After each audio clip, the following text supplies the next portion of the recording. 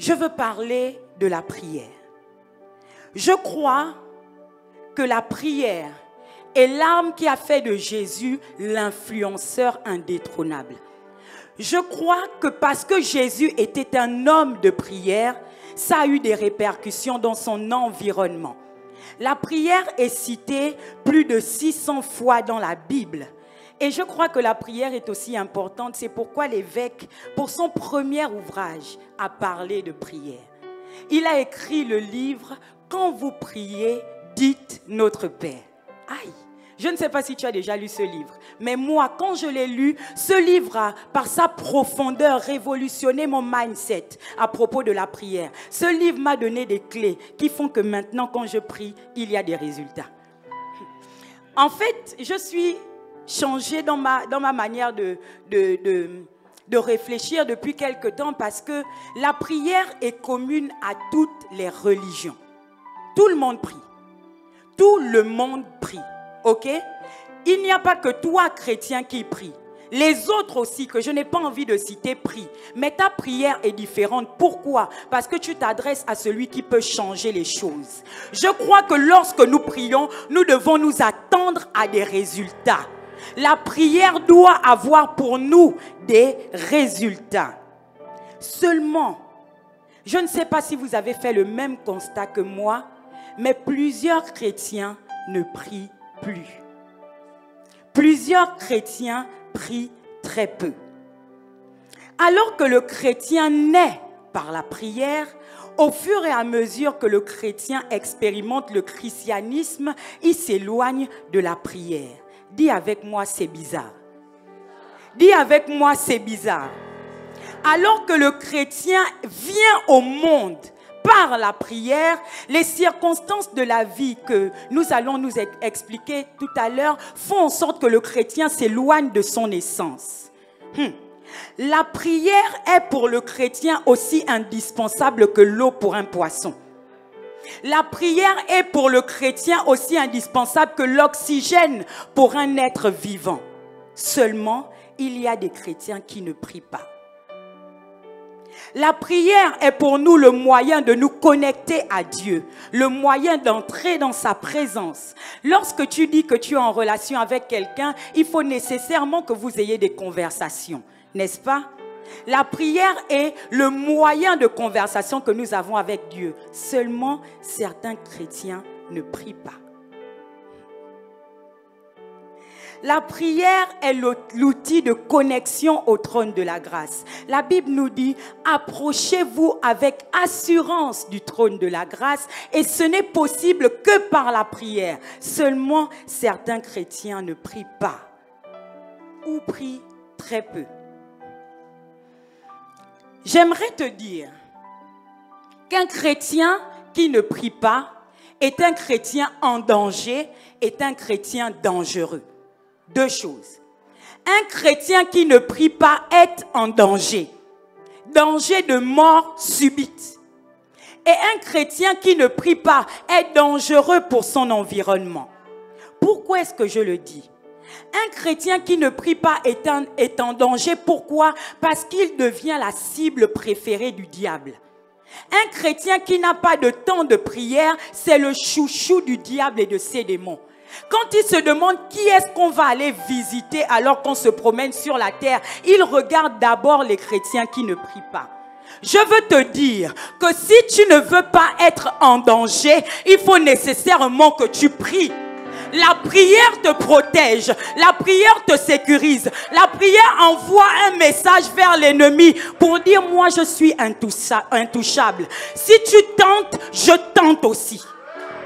La prière, c'est le moyen de dire à Satan, quand tu vas venir, sache que je ne vais pas rester la bouche fermée. D'abord, mon environnement va te parler, mais moi aussi, je vais te parler. Chrétien, si tu ne veux pas être en danger, il faut que tu pries. Le diable rôde. Il y a une publication qui dit, Satan ne va pas en vacances. Il ne va pas en vacances. Et en plus, Satan n'est pas ton ami. Parce qu'il y a des gens, quand ils viennent chez toi, c'est parce que tu les as invités, ils sont tes amis. Mais lorsque Satan vient chez toi, il n'est pas ton pote. Il ne cherche pas à copiner avec toi. Il cherche à te tuer. Je veux te dire que Satan n'est pas ton ami. Et que si tu ne pries pas, tu seras la cible du diable. Attention.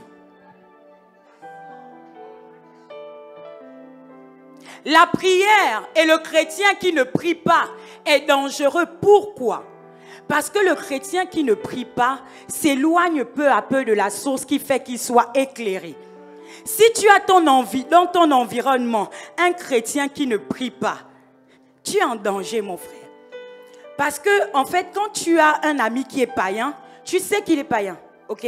Tu sais que les conseils qu'il va te donner, ce sont des conseils de païen. Il va te dire, allons en boîte de nuit. Tu n'es pas surpris parce qu'il est païen. Tu sais pourquoi tu es avec lui.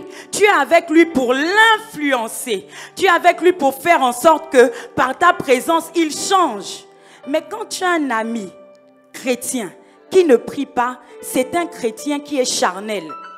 Lorsque tu reçois un conseil de lui, si tu n'es pas alerte, il va commencer à te faire penser des choses bizarres. Si tu veux reconnaître un chrétien qui ne prie pas, c'est le type de chrétien qui dit aujourd'hui, je sens que je ne dois pas aller à l'église. C'est une sensation de chrétien charnel. Il sent mauvais. En fait, les chrétiens charnels ne sentent pas bon. Le chrétien charnel peut te dire que j'ai senti que la prédication de ce dimanche-là, ce n'était pas pour moi. Mais comment Dieu peut orchestrer que tu viennes au 55 rue de l'université, qu'il y ait une prédication et que ce ne soit pas pour toi? Frère, ça, ce sont les discussions, les conversations avec les chrétiens charnels. Donc, check un peu dans ton répertoire. Essaie de voir un peu le type de chrétien que tu as autour de toi.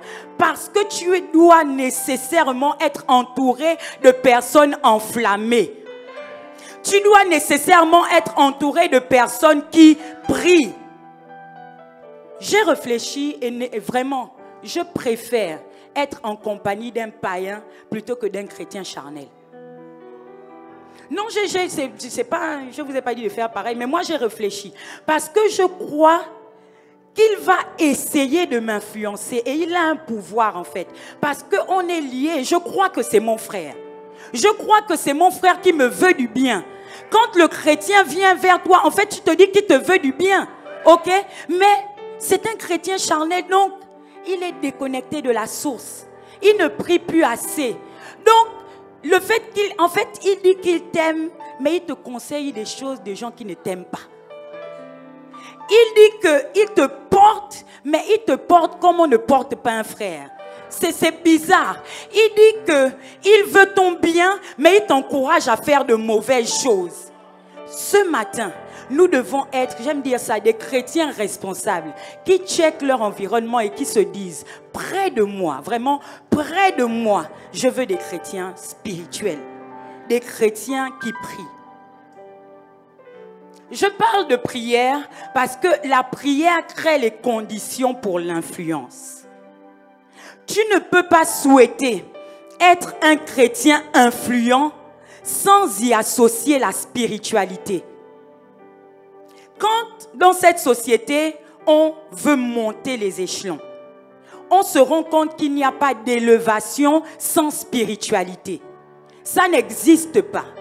Toutes les personnes que vous voyez au sommet ont touché quelque chose de spirituel. C'est un fait.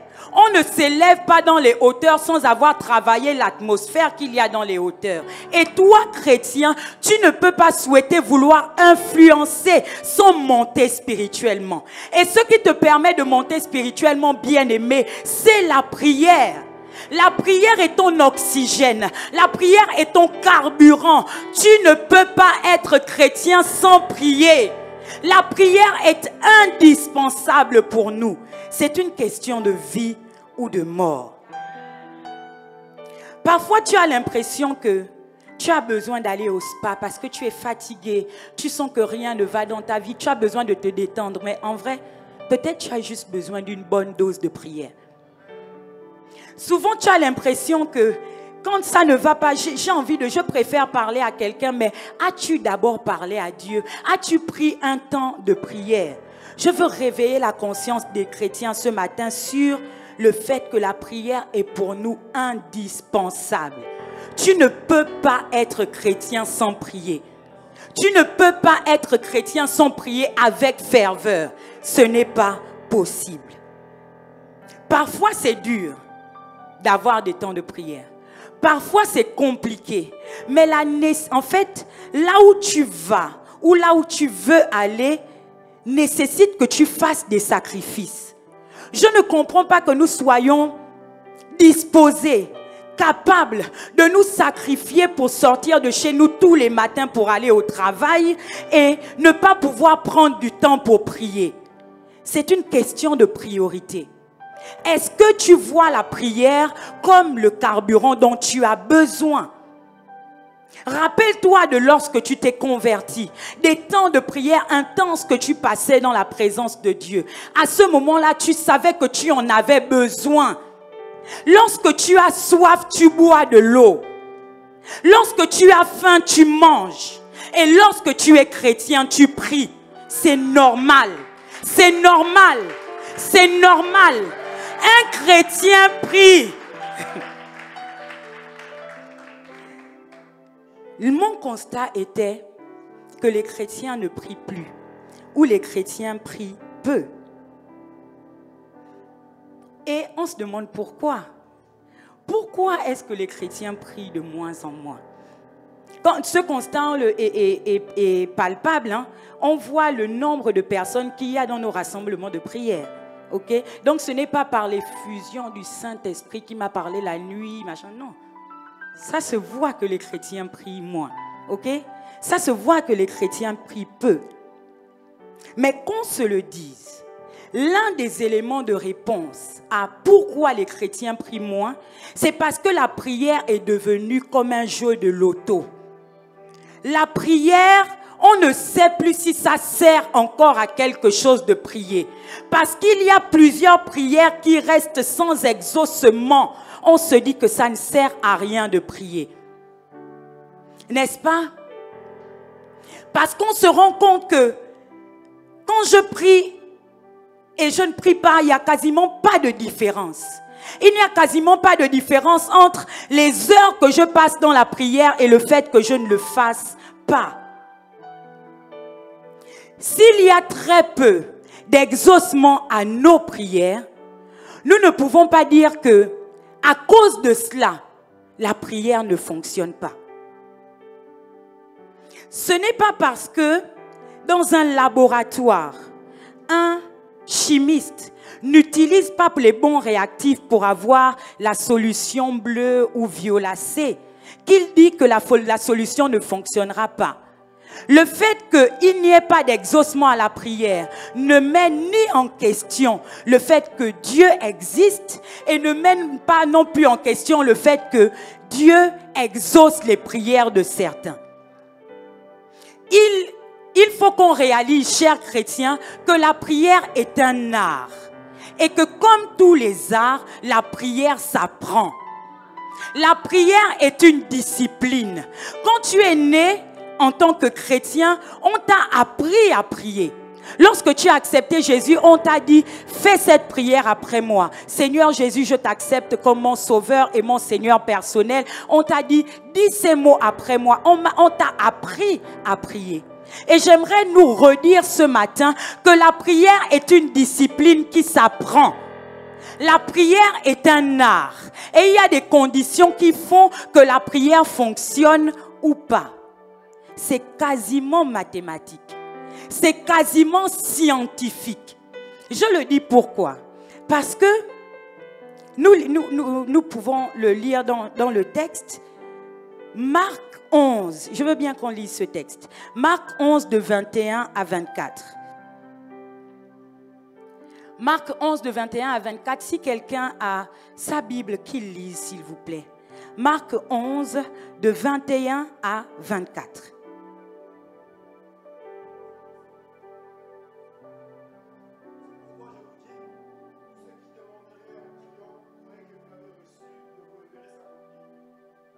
Encore s'il te plaît. Non, ça c'est Marc 11 de 21 à 24.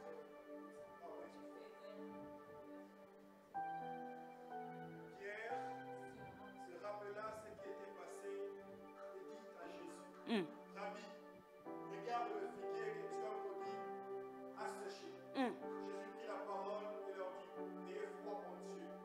Je te dis en vérité, si quelqu'un dit à cette montagne, ôte-toi de là et jette-toi dans la mer, et s'il n'écoute point en son cœur, le croit que ce qu'il dit arrive, il le verra s'accomplir.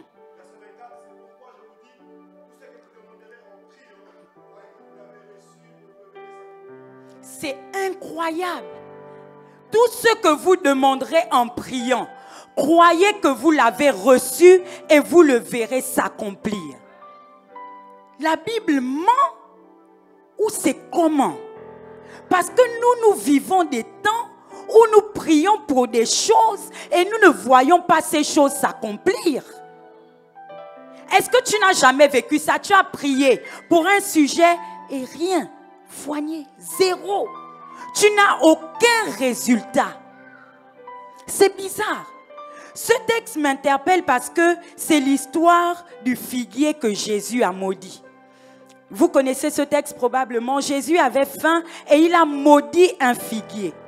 Il a vécu sa vie avec les disciples et bizarrement, il repasse par ce chemin et il revoit le figuier. Et Pierre, il est choqué. Il dit, Maître, Rabbi, le figuier que tu as maudit a séché. C'est bizarre. Ça dénote quoi dans l'esprit de Pierre? C'est que pour lui, il y avait une probabilité que le figuier ne sèche pas. Jésus a maudit un figuier. Jésus a prié. Et il y a eu des résultats à la prière de Jésus. Le figuier a séché.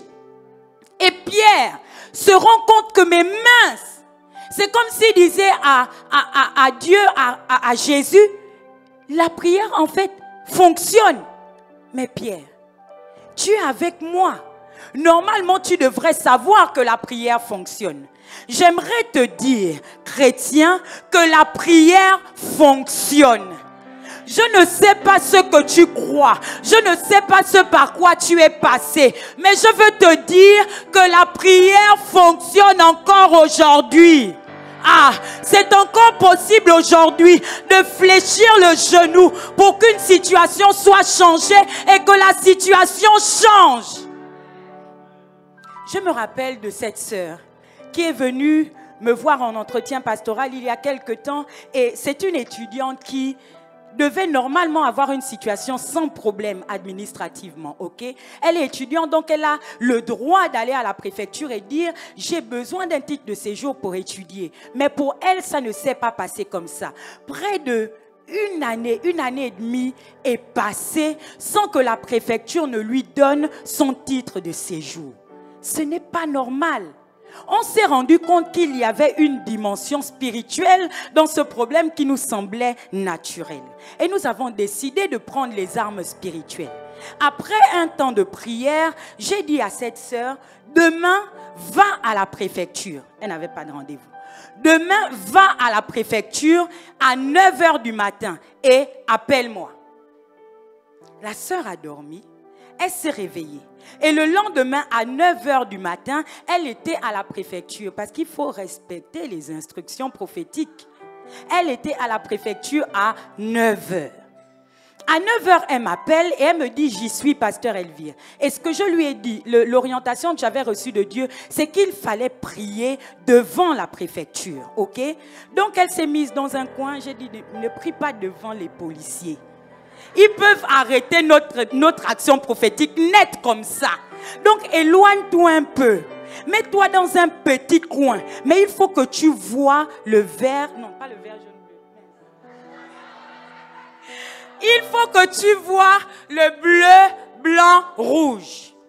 Donc, cette sœur s'est mise devant la préfecture, loin des policiers, mais en face de la préfecture.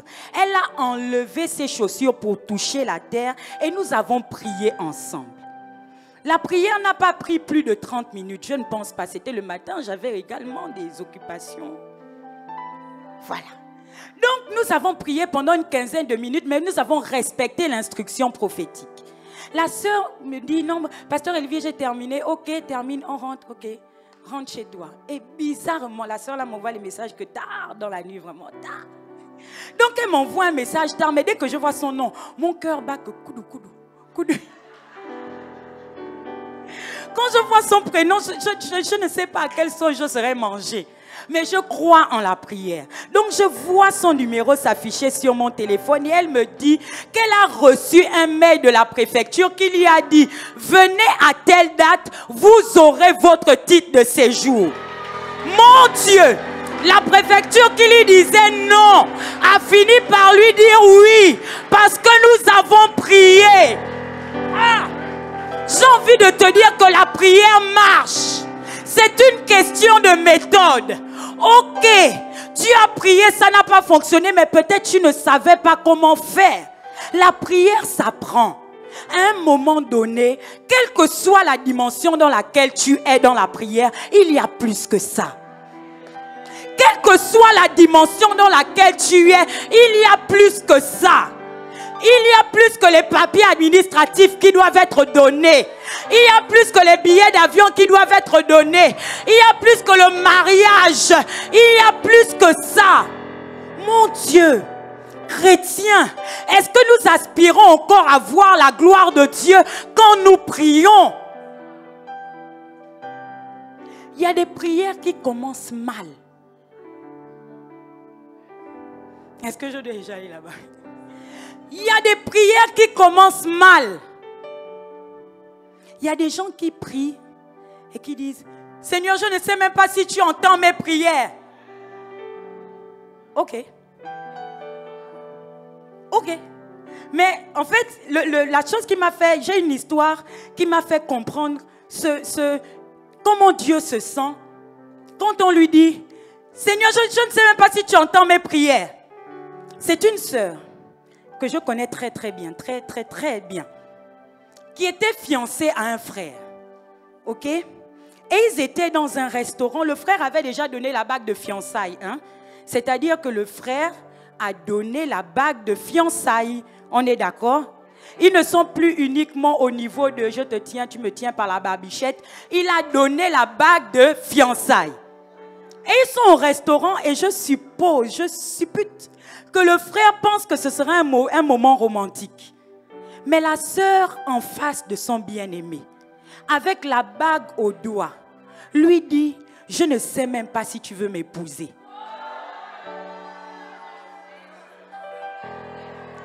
Cette question, en fait, la sœur pensait que c'était mignon. En fait, la sœur ne pensait pas que ça allait créer un cataclysme dans la vie du frère. Et c'est ça que nous faisons devant Dieu. Quand tu vas dans la présence de Dieu et que tu lui dises « Seigneur, est-ce que tu entends même mes prières ?» Ce n'est pas mignon. C'est pas mignon du tout. Ça désactive la puissance de Dieu. En fait, il faut qu'on comprenne que Dieu n'est pas sentimental. Les outils que tu utilises pour toucher le cœur d'un bon ami ne sont pas les outils que tu utiliseras pour toucher le cœur de Dieu. Dieu répond à la foi. La prière qui fonctionne, c'est la prière de la foi et pas la prière des sensations. La prière qui fonctionne marche avec la foi. Sans la foi, il n'y a pas de prière exaucée. Sans la foi, il n'y a pas de prière exaucée. C'est grave parce que je connais cette sœur.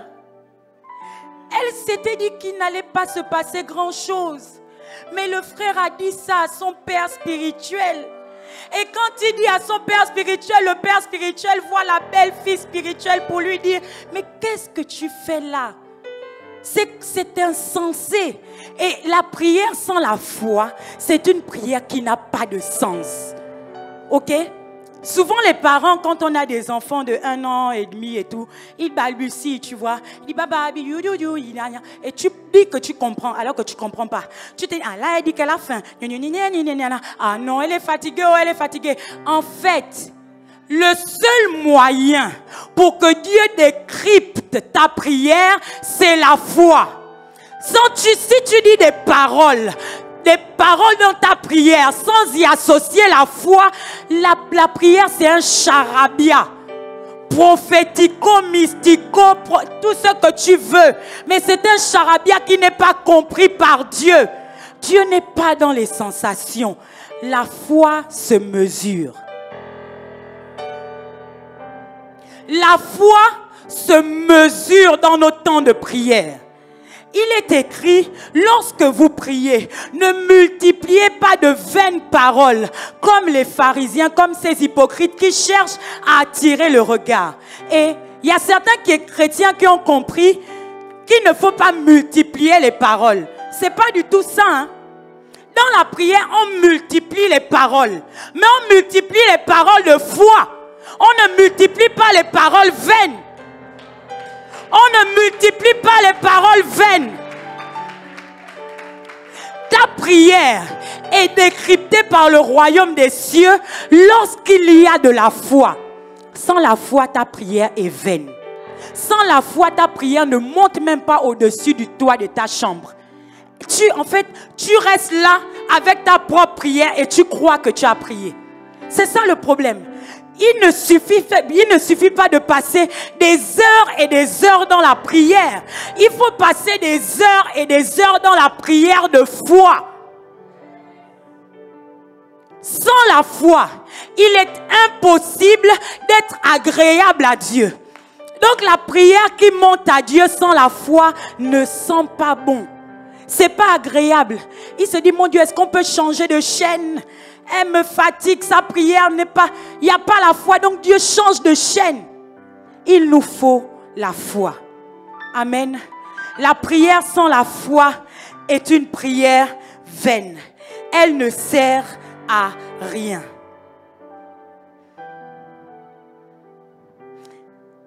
Marc 11, de 21 à 24. Cette histoire nous montre que la prière fonctionne. Mais la prière qui fonctionne, c'est une prière de foi. Hébreux 11, au verset 6. J'ai lu ce texte tout à l'heure. Je veux te dire que la situation par laquelle tu passes te dépasse. Ok. Elle dépasse ton père et ta mère. D'accord. Mais elle ne dépasse pas Dieu. Le problème par lequel tu passes ne dépasse pas ton Dieu. Nous disons de lui qu'il est le Dieu tout-puissant. On le chante souvent les dimanches à l'église. Mais est-ce que nous réalisons qu'on dit Dieu tout-puissant? Est-ce que tu vois vraiment Dieu comme le Dieu tout-puissant? Celui en qui il y a toute la puissance. Tout pouvoir est à notre Dieu. Aucune situation ne dépasse notre Dieu. Il est tout puissant. Et lorsque tu t'approches de Dieu, la Bible le déclare, il faut croire que Dieu existe. Il faut croire que Dieu est. Et à côté de est, tu mets tout ce que Dieu est. Lorsque tu t'approches de Dieu, tu dois croire que Dieu est tout puissant. Lorsque tu t'approches de Dieu, tu dois croire qu'il est Jéhovah Jireh, celui qui répond à tes besoins. Quelle est cette doctrine dans laquelle nous pensons que Dieu ne peut plus répondre à nos besoins? De quel Dieu parlons-nous? Dieu existe. Ayez foi en Dieu. C'est la première condition pour la prière qui n'échoue jamais. C'est le titre de ma prédication. La prière qui n'échoue jamais. La première clé pour avoir une vie de prière dans laquelle nous n'échouons pas, c'est que nous repositionnons la foi là où elle doit être. La foi est l'unité de mesure de la prière. Nous avons chacun des dimensions de foi différentes, mais la foi est l'unité de mesure de ta prière. Je ne cherche pas à avoir la même foi que le pasteur Karil. Nous n'avons pas les mêmes challenges. Je ne cherche pas à avoir la même foi que le pasteur Alix. Nous n'avons pas les mêmes challenges. Je vais avoir la foi, ma mesure de foi pour mes challenges. Ok? Ma mesure de foi pour mes défis. Merci.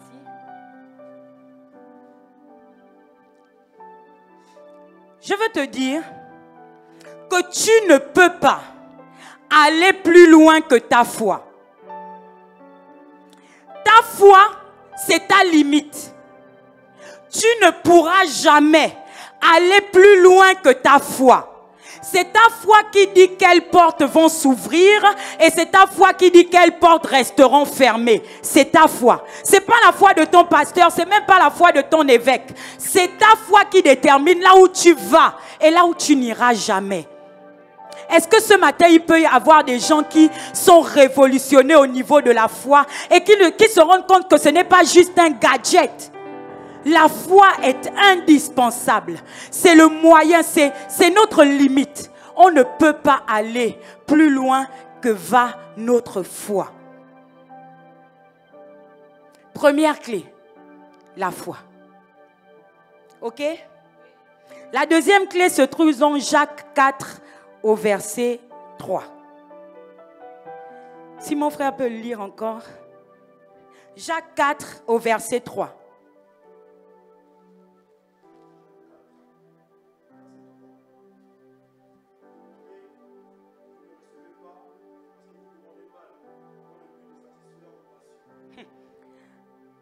La Bible dit, et c'est Jacques, j'aimerais beaucoup rencontrer Jacques quand nous serons dans la présence de Dieu.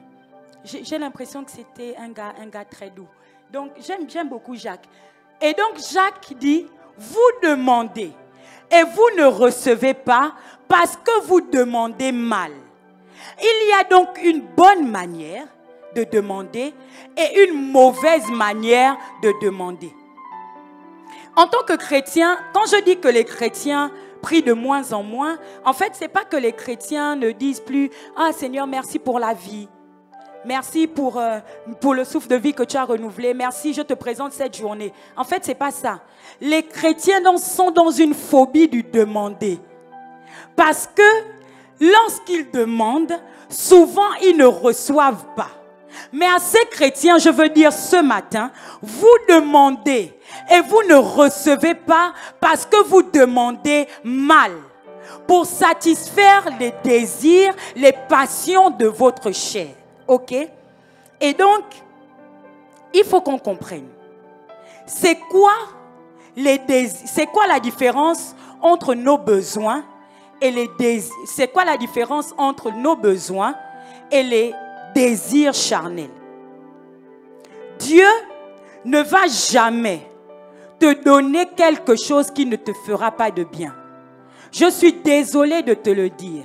Tu pourras monter, descendre, prier toutes les entrailles de ton corps.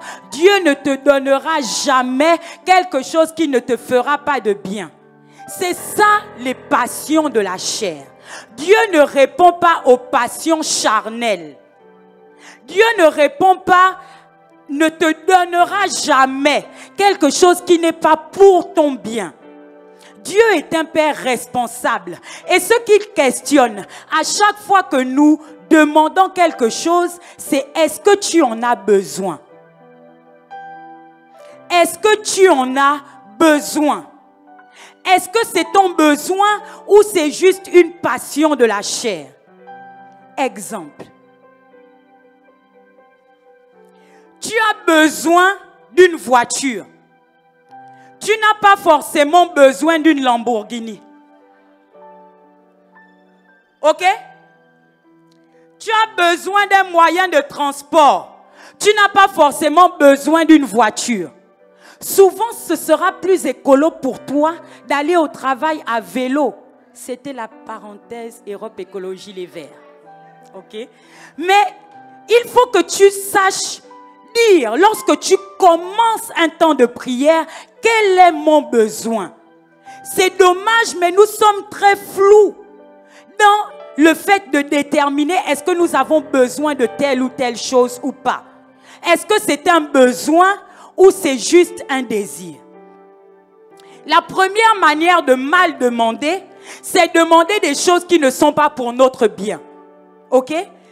Pour demander quelque chose qui n'est pas pour ton bien, c'est par exemple, tu es fatigué aujourd'hui et tu n'as pas envie d'aller au travail. Et tu demandes à Dieu que ton entreprise brûle. Parce que tu es fatigué. Là, Dieu te regarde et il dit, bébé spirituel, là, tu es en train de vouloir satisfaire ta propre passion. Mais il sait que si tu n'as plus le travail là demain, tu n'auras plus de moyens de subsistance.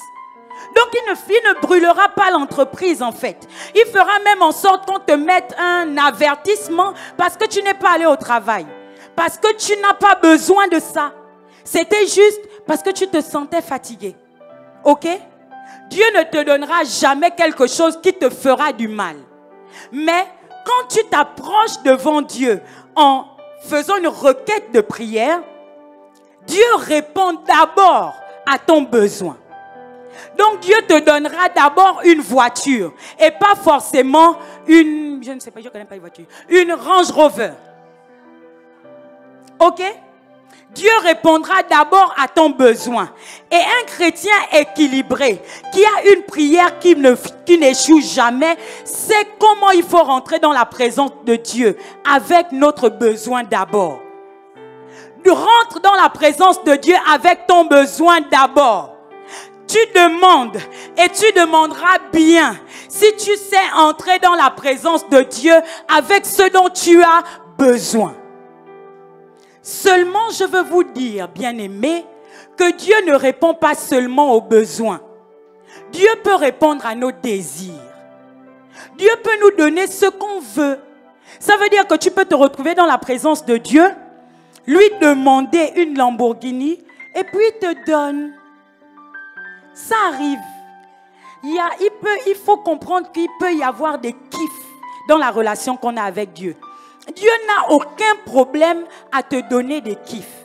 Mais il faut d'abord qu'il ait répondu à ton besoin. Pour que vous compreniez mieux, je vais vous donner une illustration. Prenons l'exemple d'une fille qu'on appellerait Imia et qui rentre du centre de loisirs ou de l'école à 18h. Imia rentre à 18h et se trouve face à sa mère. Le repas est prévu pour 19h, mais Imia dit à sa mère, « Maman, je veux des bonbons et des chocolats. Maman, j'en ai trop envie. C'est trop indispensable pour ma vie. » À ce moment-là, la mère réfléchit et elle se dit, « Il est 18h. On mangera à 19h. Ça ne sert à rien que je te donne des bonbons. Non, Imia, tu attendras. » À ce moment-là, la mère dit non. Mais on peut se retrouver un mercredi où Imia ne va pas à l'école. Et avec sa mère, elles vont au parc. Et bizarrement, Imia fait la même demande à sa mère. Elle dit, « Maman, je veux des bonbons et des chocolats. » Mais à ce moment-là, sa mère lui dit, « Vas-y, je les ai même emmenés pour toi, prends-les. » Là, la mère a répondu à un désir de sa fille. Parce que dans le laps de temps, il n'y avait pas un repas prévu. C'est ça que Dieu fait avec nous. Avant de nous donner ce dont nous avons envie, ce qui est notre désir, il nous donne d'abord ce dont nous avons besoin. Dieu ne te donnera pas la glace alors que tu as besoin du pain. Mais à quelques moments, Dieu peut te donner la glace parce que nous pouvons avoir des kiffs avec Dieu. La prière est un art. Lorsque tu veux t'approcher de Dieu et avoir des exaucements, il faut respecter l'art de la prière. Amen. Dieu répond d'abord à notre besoin. Dieu répond d'abord à nos besoins et non pas à nos désirs. Mais ce que j'ai envie de dire, en plus de cela, c'est une autre dimension de la prière. Celle qui fait que ton besoin rencontre le besoin de Dieu. Tu atteins une autre dimension dans l'exaucement de tes prières quand tu sais caler tes besoins à ce dont Dieu a besoin. Parce que oui, Dieu a besoin de certaines choses sur la terre. Quand on regarde l'histoire de Anne, la mère de Samuel, on se rend compte que cette femme avait à l'intérieur d'elle un besoin qui correspondait en fait à ce que Dieu voulait. Ok? Lisons-le ensemble. 1 Samuel 1, de 1 à 20. C'est mon texte de base. 1 Samuel 1, de 1 à 20. Est-ce que tu peux lire, s'il te plaît?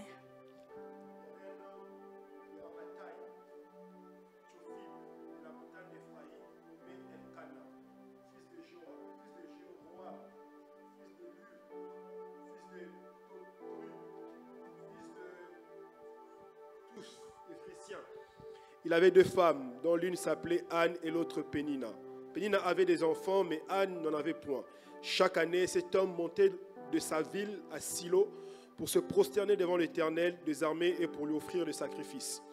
Là se trouvaient les deux fils d'Élie, Ophni et Phinéé, sacrificateurs de l'Éternel. Les jours où Elkana offrait son sacrifice, il donnait des portions à Pénina, sa femme, et à tous les fils et à toutes les filles qu'il avait d'elle. Mais il donnait à Anne une portion double, car il aimait Anne, que l'Éternel avait rendue stérile. Ça arriva à lui prodiguer les mortifications pour la porter à assiérité de ce que l'Éternel l'avait rendue stérile. Et toutes les années, il en était ainsi. Chaque fois que Anne montait à la maison de l'Éternel, Pénina la mortifiait de la même manière. Alors elle pleurait et ne mangeait point. Elkana, son mari, lui disait: Anne, pourquoi pleures-tu et ne manges-tu pas? Pourquoi ton cœur est-il attristé? Est-ce que je ne vaux pas pour toi mieux que 10 fils? Anne se leva après que l'on eut mangé et bu à Silo. Le sacrificateur Élie était assis sur un siège près de l'un des poteaux du temple de l'Éternel. Verset 10. Et l'amertume dans l'âme, elle pria l'Éternel et versa de pleurs. Elle fit un vœu en disant: L'Éternel des armées, si tu daignes regarder l'affliction de ta servante, si tu te souviens de moi et n'oublie point ta servante, et si tu donnes à ta servante un enfant mâle, je le consacrerai à l'Éternel pour tous les jours de sa vie. Et les rasoirs ne passera point sur sa tête. Comme elle restait longtemps en prière devant l'Éternel, Élie observa sa bouche. Verset 13, Anne parlait dans son cœur et ne faisait que remuer les lèvres, mais on n'entendait point sa voix. Élie, pensant qu'elle était ivre, et il lui dit: Jusqu'à quand seras-tu dans l'ivresse? Fais passer ton vin. Verset 15, Anne répondit: Non, mon Seigneur, je suis une femme qui souffre en son cœur, et je ne bus ni vin ni boisson enivrante, mais j'ai répandu mon âme devant l'Éternel. Ne prends pas ta servante pour une femme pervertie, car c'est l'excès de ma douleur et de mon chagrin qui m'a fait parler jusqu'à présent. Verset 17, Élie reprit la parole et dit: Va en paix, et que le Dieu d'Israël exauce la prière que tu lui as adressée. Au verset 18, elle dit: Que ta servante trouve grâce à tes yeux. Et cette femme s'en alla. Elle mangea, et son visage ne fut plus le même. Ils se levèrent de bon matin, et après être prosternés devant l'Éternel, ils s'en retournèrent et revinrent dans leur maison à Rama. Amen. Gloire à Dieu pour sa parole. Je ne sais pas si vous avez déjà lu ce texte, mais à un moment donné, j'ai lu ce texte et il m'a quasiment fait pleurer, quoi. Parce que je me suis mise dans la peau de Anne. Anne, la mère de Samuel. C'est bizarre parce que Dieu nous dit clairement dans sa parole que c'est lui qui a rendu Anne stérile. On peut faire ça. Dieu peut faire ça. Dieu peut faire ça. Et ça m'a permis de comprendre que, en fait, il y a des désirs dans nos cœurs qui viennent vraiment de Dieu. on monte, on descend, le désir ne part pas. C'est dans cette dimension-là que tu comprends que ça vient vraiment de Dieu. Parce que je crois que Anne, à un moment donné, elle a dit, c'est bon, peut-être j'aurai pas d'enfant. Mais le fait que ce soit Dieu qui l'ait rendu stérile et que Dieu savait que Samuel devait sortir de ses entrailles, Dieu n'a pas enlevé ce besoin dans son cœur. J'ai envie de te dire que tu as peut-être un besoin dans ton cœur pour lequel tu pries de manière incessante et qui ne part pas. C'est peut-être un signe que ça vient de Dieu. Ce n'est pas parce que c'est compliqué que ça ne vient pas de Dieu. Il y a un temps pour l'exaucement de ta prière. J'aimerais te dire, ne lâche pas les bras. Ne baisse pas les bras. Il y a un temps pour l'exaucement de ta prière. Mon Dieu, ne lâche pas. Quand tu sais que ça vient de Dieu, que cette parole de Dieu vient, cette parole vient de Dieu, ne lâche jamais. Il y a un temps pour l'exaucement de la prière. Et j'ai pensé à cette histoire. J'ai médité à l'histoire de Anne. Et je me suis imaginé lorsqu'elle venait de se marier avec Elkana et qu'elle avait donc une coépouse. Il avait une deuxième femme et donc elle avait une coépouse. Je me suis dit que à la première, deuxième année, Anne s'est bien rendue compte qu'elle n'arrivait pas à avoir des enfants. Okay? Mais Pénina en avait. Et moi, ce que j'ai appris des couples polygames qui sont vraiment bien structurés, c'est que les enfants de l'une sont comme les enfants de l'autre, ok? Donc, je m'imagine que les premières années, Anne se disait que les enfants de Pénina sont les miens, il n'y a pas de souci. Même si je n'arrive pas à avoir des enfants maintenant, Dieu m'en donnera plus tard, mais pour le moment, j'ai les enfants de Pénina qui sont les miens.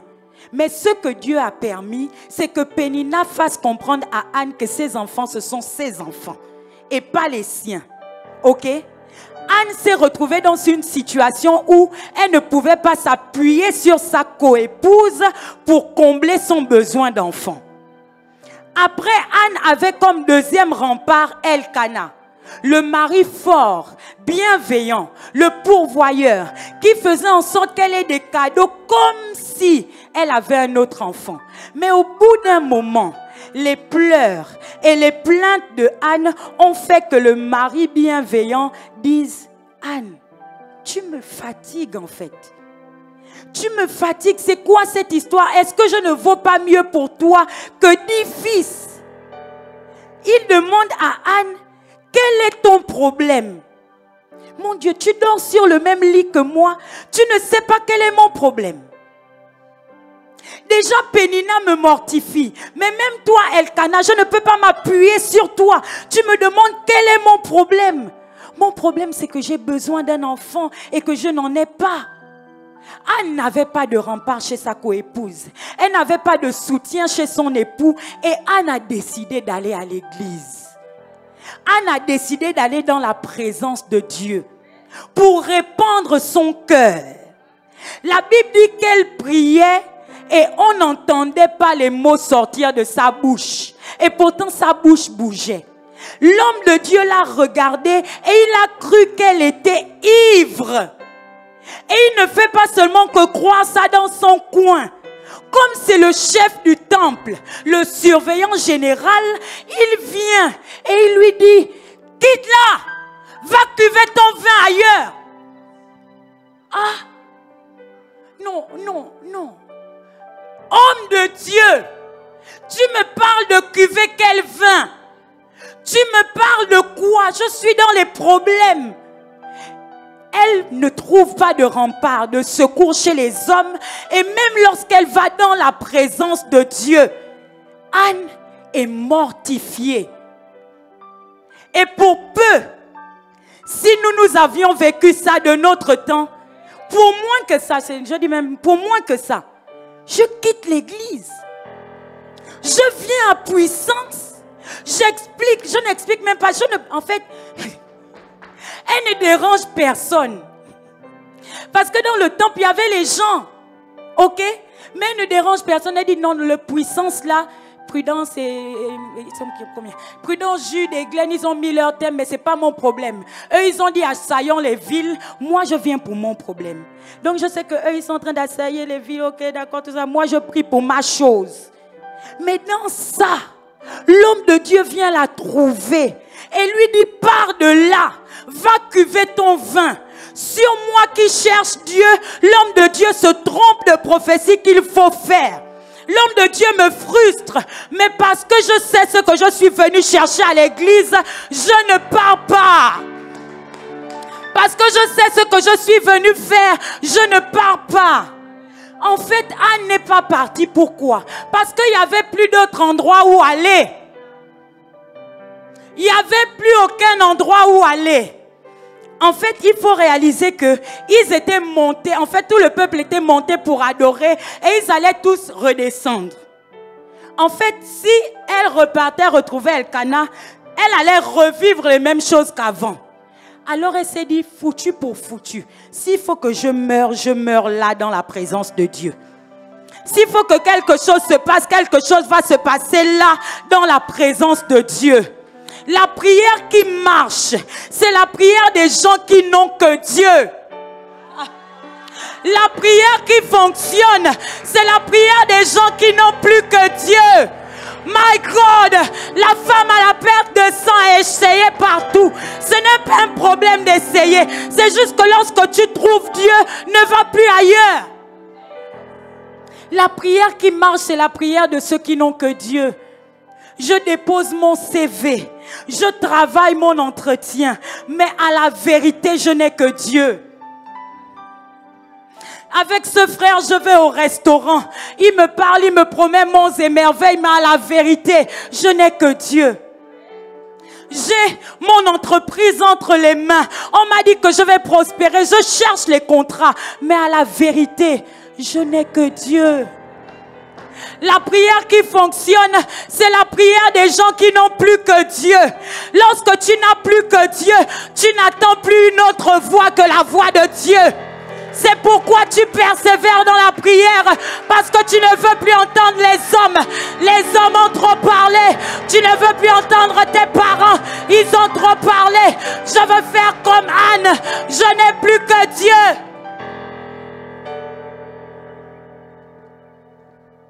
Dans la prière, il n'y a pas d'option. C'est Dieu ou c'est Dieu. Il n'y a pas de plan B.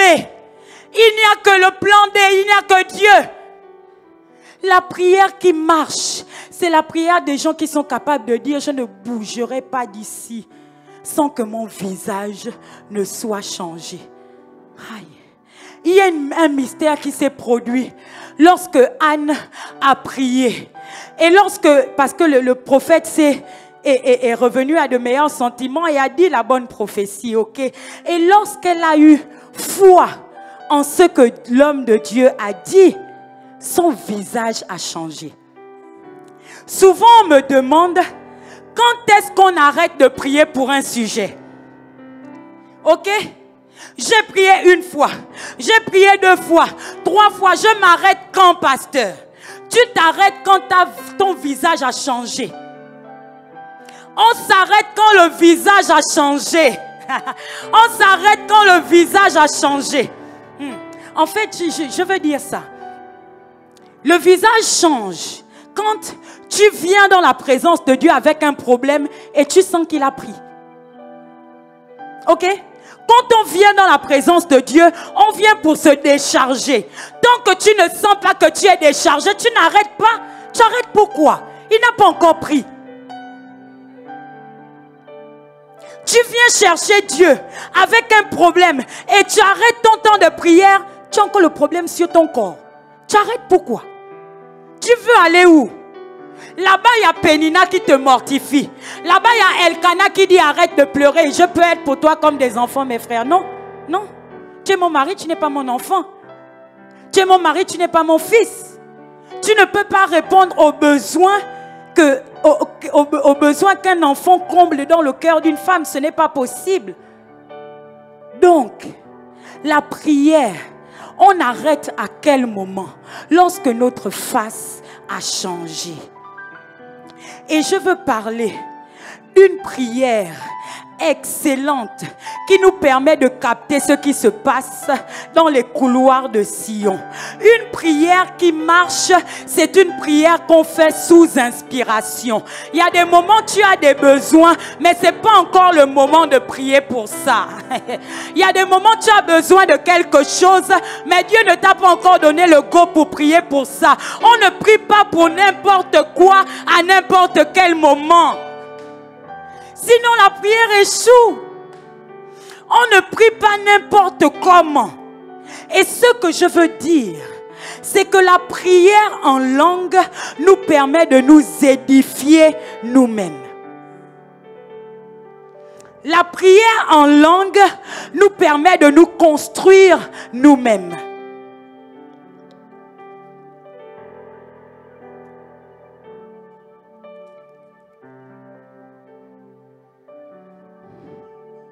Tu es chrétien. Et si tu ne pries pas encore en langue, ce n'est pas la faute de Dieu. Tu es chrétien et tu ne pries pas encore en langue. Si c'est le cas, ce n'est pas la faute de Dieu. En fait, lorsque Dieu tombe à l'intérieur de nous par son esprit, c'est un package. Dieu vient avec tout. Et ce qui s'active, c'est ce que tu acceptes qu'il soit activé. Le parler en langue, cher chrétien, est à l'intérieur de toi. C'est juste toi qui dois décider de l'activer. Le parler en langue, c'est comme un bouton qui te fait te propulser de là où tu es pour emprunter les couloirs de Sion, pour réussir à savoir quel type de prière il faut prier, quel type de mots il faut dire, qu'est-ce que je dois faire, que dans quelle directive je peux aller. Alors il faut que les chrétiens réalisent que nous en avons besoin. Nous avons besoin de prier en langue. Nous avons besoin de cet équipement. Parce que la prière en langue nous construit. Bien-aimés, soyons des hommes et des femmes de prière. Providence, soyons une église qui prie. Femmes mariées, soyons des femmes au foyer qui prient. Hommes mariés, soyez des chefs qui prient. Étudiants, soyez des étudiants qui prient. Chantres, sois une chantre qui prie. Entrepreneur, sois un entrepreneur qui prie. Parce que la prière est indispensable pour nous. Amen. Est-ce que nous pouvons nous lever dans la présence de Dieu? Nous allons passer un temps de prière.